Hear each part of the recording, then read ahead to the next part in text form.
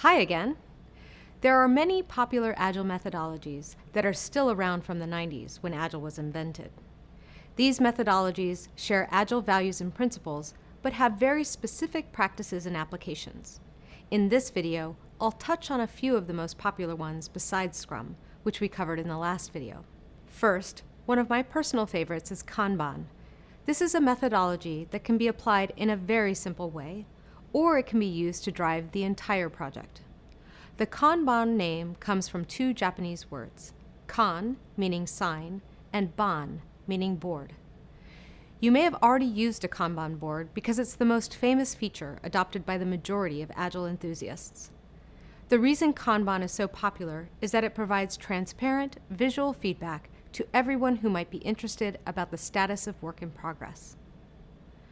Kanban boards or charts display the progress of a project as to do, in progress, and done. Also, just so you know, there are software tools that create digital Kanban boards for you.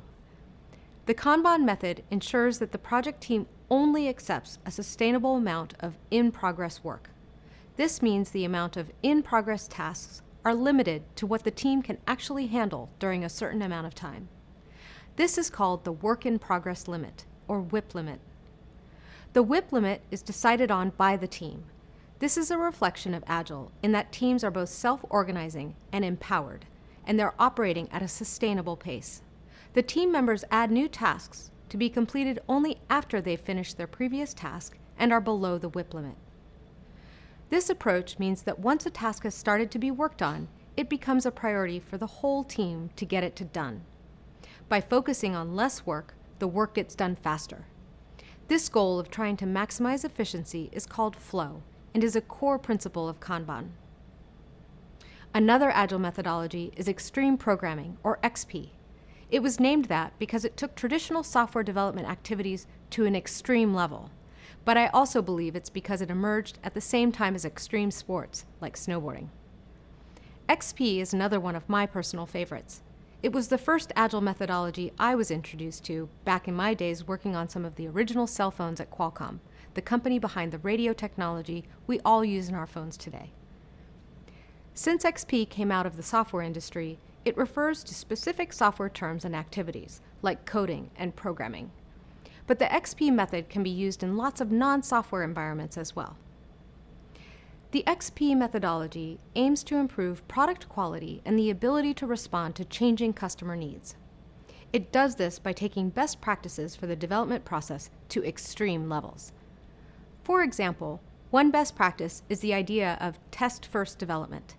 This means testing out parts of the product before building them in full. Often, only the larger features get tested, which is still good, but means some details might get missed.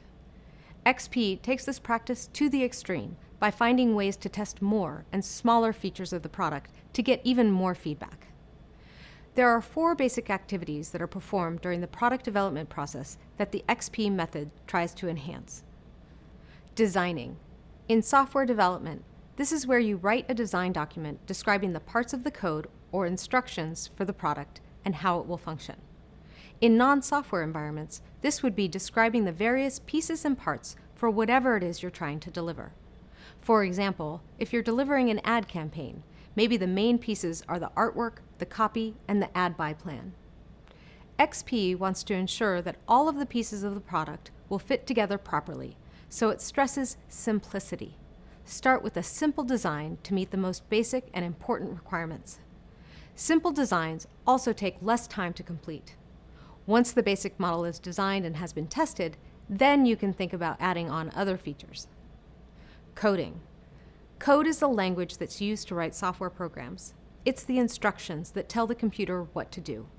In software development, writing clear code is crucial, just like clear writing is crucial in any situation where you want to be understood. XP demands clear and concise code so that others can easily read and understand the program. This makes it easier to troubleshoot problems and come up with solutions. In non-software environments, code would be similar to writing clear and concise processes or instructions for how to build or use your product. Testing. Like I described earlier, means checking the product for flaws so they don't end up in the final product. In XP, more is better, So if a little bit of testing can eliminate a few flaws, lots of testing will eliminate even more. The goal is to test for and eliminate any flaws in a feature before building it and continuing on. Testing also means checking to make sure the product features meet the customer's requirements. Which leads us to listening, which is about listening to the customer and ensuring that the requirements are integrated into the product. This relates to Agile in the way that it values customer collaboration, frequent communication, and regular feedback.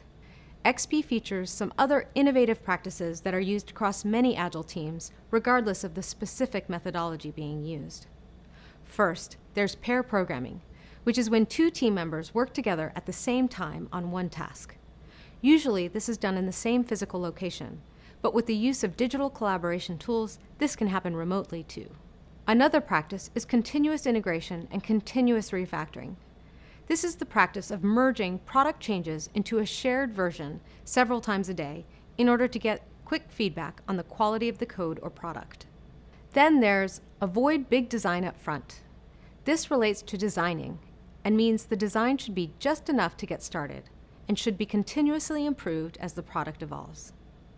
And finally, there's write tests, not requirements.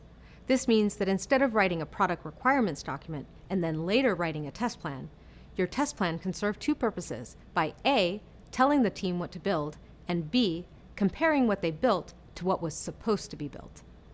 Okay, so we've got Scrum, Kanban, and XP. Let's explore one more. For those of you who took the earlier courses in this program, you already learned a little bit about this final methodology, called Lean, in the context of Lean Six Sigma. Lean methodology consists of 5 principles that serve as a recipe for improving project outcomes. They are define value, map value stream, create flow, establish pull, and pursue perfection. Let's break these down. Define value means identifying and focusing on what the customer wants and including the customer in the process. A product's value is the sum of all the things the customer wants. Map value stream means mapping out the process or stream, including all the steps involved in producing value for the customer. It also means challenging any steps that can be considered wasteful or unnecessary. Create flow means ensuring the product flows through the value stream efficiently, continuing to eliminate waste throughout the cycle. Work to remove interruptions, delays, and barriers to the work stream. Establish pull. Think of asking someone to pull something off the shelf. You want to make sure the customer is pulling on the product or asking for it throughout the value stream. They might pull or ask for features and incremental deliveries. The idea is to make your process as smooth as possible so that the customer can pull on the product at any time and you'll be able to present what you've been working on or add a feature request. Finally, there's pursue perfection. This means pushing your team to continuously improve the first 4 process steps. So how does this relate to Agile? Well, Agile emerged after Lean, and the inventors of Agile were inspired to apply lean manufacturing principles to software development. Like Agile, Lean is a set of principles and a value system. Many of the differences are really just in the wording. Awesome. Now we know more about some other methodologies that are considered Agile. There are several more, but the reality is that many teams evolve and blend methods to create the tools and processes that work best for them. We'll discuss more about how to do this blending in the next video.